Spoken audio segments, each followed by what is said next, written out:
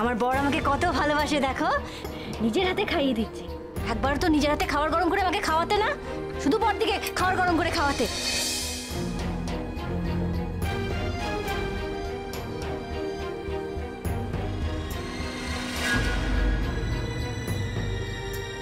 কি ব্যাপার, আপনি ব্যাগ গোছাচ্ছেন? সারাটা জীবন মেয়েটা আমাকে অকারণে সন্দেহ করে গেল, কি খারাপ খারাপ কথা বলছিল। তাই আমি ঠিক করেছি যে আমি আর এখানে থাকবো না। ও যখন আমাকে সহ্য করতে পারে না, তখন আমি কেন শুধু শুধু এখানে পড়ে থাকবো? কি বলছেন আপনি? আপনার মেয়ে আপনাকে দুটো কথা বললো আর আপনি মা হয়ে এটা করবেন? কি করব, কত আর মেনে নেবো বলো তো? আমার ভাইপোটার কথা ভাবুন তো, ও এত কিছুর পরেও সহ্য করে যাচ্ছে। আর আপনি কি না এই রজতের নামে বলছিলেন রজত চায় সুপ্রিয়াকে মেরে ফেলে ওর জীবন থেকে সরিয়ে দিতে। সত্যিটা কি জানেন? সত্যিটা হলো আমরা সবাই চাই পালাতে, সিচুয়েশন থেকে পালিয়ে যেতে। আপনি মা হয়ে পালিয়ে যেতে চাইছেন, অথচ একমাত্র রজত ও কিন্তু পালাতে চাইছে না। এত অশান্তির পরেও সবকিছু সহ্য করে যাচ্ছে। রজত যে ভালো ছেলে সে কথা তো আমিও জানতাম, আর জানতাম বলি তো আমার মেয়ের মাথা খারাপের কথা না জানিয়েই ওর সাথে বিয়েটা দিয়েছিলাম। কি করব, একটা ভালো জামাই পাবার লোভ আমি সামলাতে পারিনি। আমি ভাবলাম যে কপালগুলো সুপ্রিয়া একটা ভালো বর পেয়ে গেল, এবার নিশ্চয়ই ওর সন্দেহবাতিক দূর হয়ে যাবে। কিন্তু দেখলাম কই, কিছুই তো হলো না। তখন আবার ভাবলাম কোলে যদি একটা বাচ্চা আসে তখন সব ঠিক হয়ে যাবে। আর আমি তাই রজতকে ডাকলাম, আমি রজতকে পরামর্শ দিলাম যে একটা বাচ্চা আনো।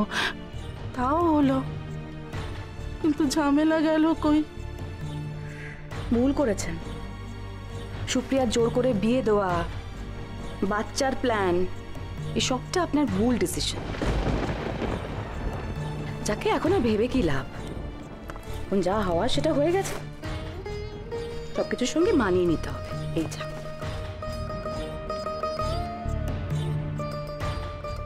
এই শোনো, মনের দুঃখে তোমার কাছে কান্নাকাটি করে অনেক কথা বলে ফেললাম, এটা নিয়ে আবার তুমি পরে যেন কোনো প্যাচ কষো না। হ্যাঁ, এই যে এইসব কথাবার্তা বলে ফেলেছি এটা কাউকে বলো না, কেউ যেন না জানে। আর এইসব কথাবার্তা বলে আবার রজতকে যেন ডিভোর্সের উস্কানি দিতে যেও না, মনে রেখো। আমি কিন্তু কিছুতেই ডিভোর্স হতে দেবো না। হ্যাঁ,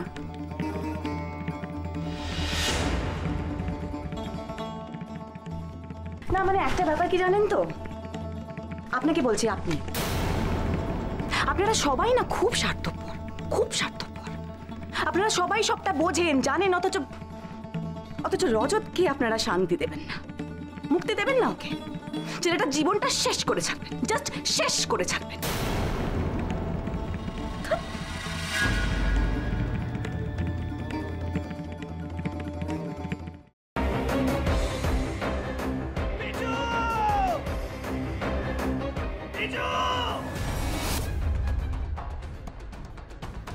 কি করে করতে পারলে তুই?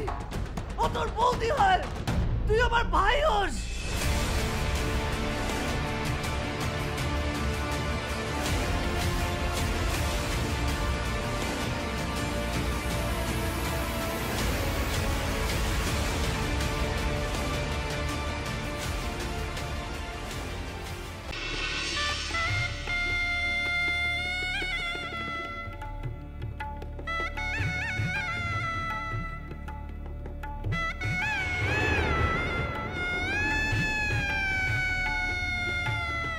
বুঝতে পারছি না আরো একটা বড় ব্লান্ডার করলাম কিনা। কি বড় মামু? আমি ওদের 20 লাখ টাকা দিয়ে দিয়েছি। সে কি কথা? কেন? তোমার কিন্তু কথা ছিল এই কথাটা 5 কান না করার। যাই বাবা, তাড়াতাড়ি বজরংবলীর পূজাটা দিয়েছি।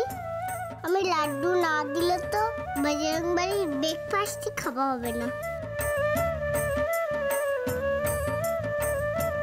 আরে বাবা, এবার তো কোল থেকে নামাও। ও হ্যাঁ হ্যাঁ, আর যা বললাম মনে রেখো।